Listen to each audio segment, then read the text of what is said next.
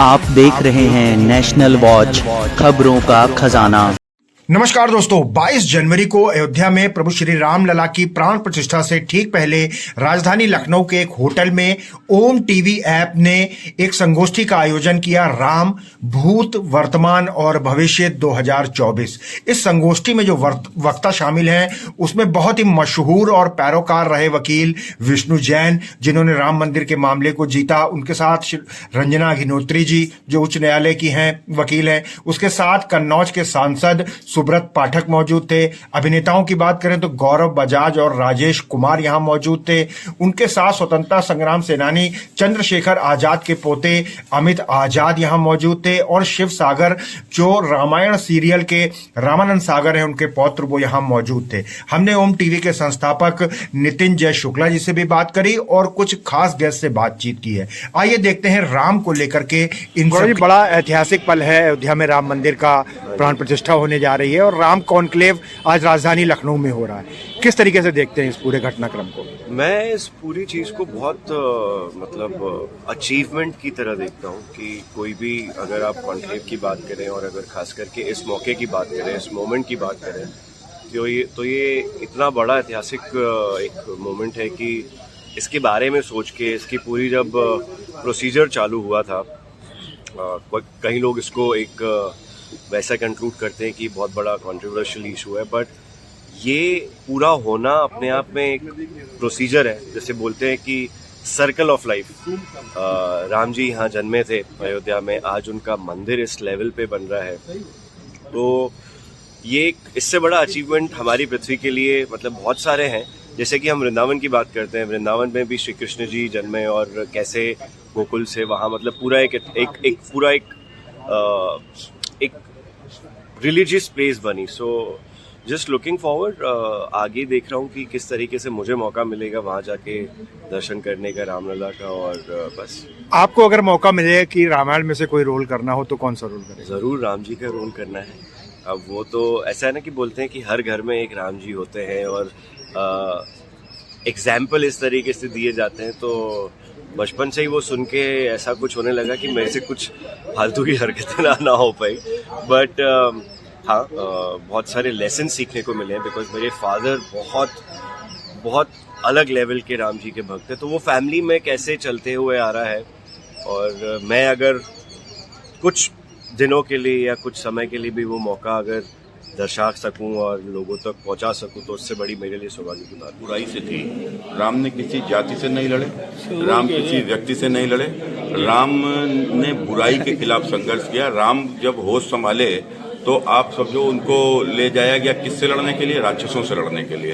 और उसके बाद राम जब लंका पहुंचे तो उसने किसको मारा? रावण को। रावण कौन था? पंडित को नहीं मारा था, राक्षस को मारा था, माने बुराई को मारा था। तो कुल मिलाकर राम ने संदेश दिया कि हम अच्छाई के साथ में हैं, बुराई के खिलाफ हैं, तो हम सदमार्ग में चलने का रास्ता भगवान राम ने दिखाया है। तो और यही हमारी रामायण कहती है, रामायण ही हमारे आचार है, विचार है, हमारे संस्कार है। तो राम मंदिर के साथ में दुनिया का निर्माण होगा। आप ये लोग दिमाग से निकाल दो, ये पूरी पृथ्वी ही वासुदेव कुटुंबकम, पूरी पृथ्वी ही हमारा परिवार है। और जिस प्रकार से देखो लड़ाई पूरी दुनिया में चालू हो चुकी है, अगर आप लोग देख रहे होगे तो बुराई के खिलाफ, आतंकवाद के खिलाफ, तो कुल मिलाकर इस आतंकवाद के खिलाफ दुनिया धीरे धीरे खड़ी हो रही है। और ये सब क्या है? राम के रास्ते पे दुनिया चल रही है। सर राम देखो, जो भी व्यक्ति है, हमने क्या कहा कि अपने यहाँ ये तो सब केवल संकीर्णता है कि जब हम जाति, संप्रदाय, राष्ट्र की लड़ाई की बात करते हैं, लेकिन लड़ाई किसकी? लड़ाई दो प्रवृत्तियों की है। तो देव और असुर, देव माने सदमार्ग पर चलने वाले, असुर माने उसके खिलाफ। तो कुल मिलाकर जो सदमार्ग पर चलने वाला है तो वही राम है। जी राजेश जी, स्वागत है लखनऊ में बहुत बड़ा।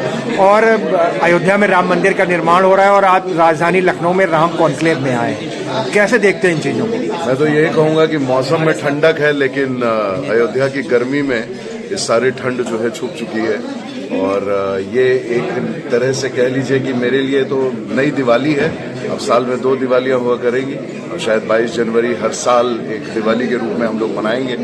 राम वापस आए हैं, एक सभ्यता वापस आई है। मेरा ये कहना है कि 500 साल से एक जो लड़ाई थी, लड़ाई भी नहीं कह सकते हैं, लेकिन एक जो इंतज़ार था और वो एक सिविलाइजेशन की वापसी है, क्योंकि हमारा भारतवर्ष कम से कम ये हमेशा कहते आया है कि भाई आप अगर कोई अनोखा काम करेंगे तो आपको हम भगवान के रूप में देखते हैं, और राम से बड़े भगवान जो हर परिस्थिति में, विपरीत परिस्थिति में फेंके गए और उसके बाद भी अपनी मर्यादा नहीं खोए, तो इससे बड़ा हम लोगों के लिए एक कोई उदाहरण नहीं हो सकता है।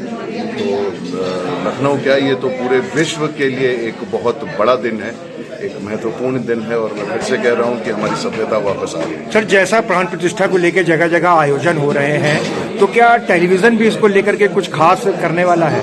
मुझे टेलीविजन के बारे में ज्यादा आइडिया नहीं है, पिछले कुछ सालों से टेलीविजन के शोज नहीं कर रहा हूँ, but I think it is not about एक पर्टिकुलर वर्ग। मैं तो ये कह रहा हूँ कि पूरे विश्व के हर इंसान को आप खुद को राम से कनेक्ट करें, आप अपने घर में जो दीप जलाएं, आप इस दिन को एक तरह से त्योहार के रूप में मनाएं। तो चाहे टेलीविजन हो, फिल्म हो, हर कोई, हम तो इंतजार में रहते हैं कि कब हमें छुट्टी मिले और सेलिब्रेट करें। सर, मुंबई में कितना उत्साह है? मतलब मैं सिर्फ मुंबई की ही नहीं, मतलब ये तो ओवर शैडो हो रहा है सब। ऐसा लग रहा है कि एक दूसरे को दिखाने, मतलब वो वाली होड़ चली हुई है कि हम तुमसे बेहतर कर सकते हैं। नाम विष्णु शंकर जैन है, मैं एडवोकेट हूँ सुप्रीम कोर्ट में। ज्ञान व्यापी श्री कृष्ण जन्मभूमि सबसे सारे केसेस से जुड़ा हुआ है। सर, राम कॉन्क्लेव का राजधानी लखनऊ में आयोजन हो रहा है, 500 साल का संघर्ष है, किस तरीके से आप देखते हैं? देखिए, मुझे लगता है सिविलाइजेशनल बैटल है, जनरेशन आफ्टर जनरेशन ये बैटल पास ऑन होती रही, और जिस तरह से आज ओम टीवी ने यहाँ पे इनॉग्रेशन किया है ओटीटी प्लेटफॉर्म का, ये हम सारे लोगों के लिए बहुत जरूरी है, क्योंकि ओटीटी के माध्यम से करेक्ट इन्फॉर्मेशन सनातनियों तक नहीं जा रही थी। इसलिए ओम टीवी ने ये बीड़ा उठाया, ये संकल्प लिया है कि सारे समाज को करेक्ट इन्फॉर्मेशन, जो सही इन्फॉर्मेशन है, हर एक केस के बारे में, हर एक फैक्ट और फिगर के बारे में, राम तत्व के बारे में, हर एक चीज पे, चाहे वो स्पिरिचुअल एंगल हो, चाहे वो डॉक्यूमेंट्री एंगल हो, चाहे वो इन्फॉर्मेटिव एंगल हो, उस पर पहुंचाने का तो मुझे लगता है बहुत इंपॉर्टेंट पहल है। और ओटीटी आज एक ऐसा प्लेटफॉर्म है जिसको लोग देखते हैं, युवा देखते हैं, इसलिए ओटीटी पे सनातन का आना और ओम टीवी का आना, ये बहुत एक मुझे लगता है स्वर्णिम क्षण है हम सारे लोगों के लिए। सर, क्या आप मानते हैं सेकुलरिज्म के नाम पर सनातनी और तमाम हिंदू की भावनाओं के साथ खिलवाड़ किया गया? बिल्कुल, आपने सही प्रश्न पूछा है और मैं आपके प्रश्न से एग्री करता हूं। सेकुलरिज्म जिसको आज तक परिभाषित नहीं किया गया, जिसको आज तक डिफाइन नहीं किया गया, उसको अलग अलग लोगों ने अपने हिसाब से यूज किया है। मैं आपको बताना चाहता हूं, एसआर बोमई के केस में सेकुलरिज्म के आधार पे 8 राज्यों की सरकार बर्खास्त कर दी गई थी राम मंदिर के आंदोलन के बाद, और उसका आज तक कोई डेफिनेशन नहीं कि सेकुलरिज्म है क्या। और मैंने जैसा कि बताया कि 3 जो अब्राहमिक रिलीजन्स हैं जहां से सेकुलरिज्म वर्ड की उत्पत्ति हुई, वो आज जेरूसलम में 35 एकड़ की जमीन के लिए लड़ रहे हैं। पर अगर राम मंदिर की कोई लड़ाई लड़े, काशी विश्वनाथ की कोई लड़ाई लड़े, कृष्ण जन्मभूमि की कोई लड़ाई लड़े, तो वो सेकुलरिज्म के प्रिंसिपल को वायलेट कर देती है। हमने सेकुलरिज्म का वो गंदा रूप देखा है जब आर्टिकल 27 का मर्डर करते हुए हज सब्सिडी दी जा रही थी, तब कोई सेकुलरिज्म का प्रिंसिपल वायलेट नहीं हुआ। सेकुलरिज्म का मर्डर करते हुए 1994 में माइनॉरिटी मिनिस्ट्री और माइनॉरिटी कमीशन एक्ट बना दिया गया, तब सेकुलरिज्म का वायलेशन नहीं हुआ। सेकुलरिज्म का वायलेशन करते हुए सच्चर कमेटी बना दी गई। सेकुलरिज्म का वायलेशन करते हुए उत्तर प्रदेश में मेरी बेटी और उसका कल ऐसे वजीफे बांटे गए सिर्फ एक समाज के लिए, तब सेकुलरिज्म वायलेट नहीं हुआ।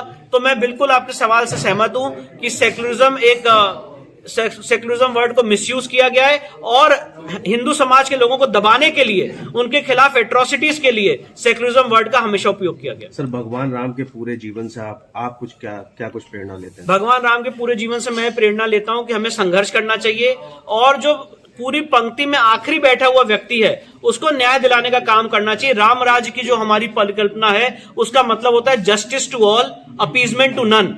और इसीलिए भगवान राम जो संविधान के ओरिजिनल पृष्ठों पे हैं, फंडामेंटल राइट्स के चैप्टर पे हैं, उसका मेन पर्पस और जो मेन मकसद मैंने सीखा है कि आपको अपने सच के लिए, अपने धर्म के लिए और अन्याय के खिलाफ हमेशा आवाज उठानी चाहिए और लड़ाई लड़नी चाहिए।